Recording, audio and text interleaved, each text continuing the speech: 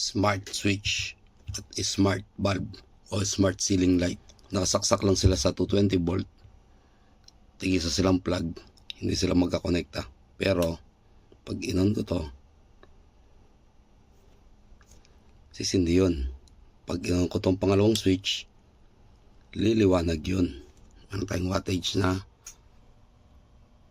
23 watts.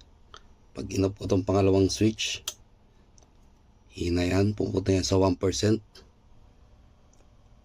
watts pangtulugan. Pag pinindot ko tong pangatlong switch, naka-scene mode siya. Okay, 10 watts, 9 watts, 8 watts.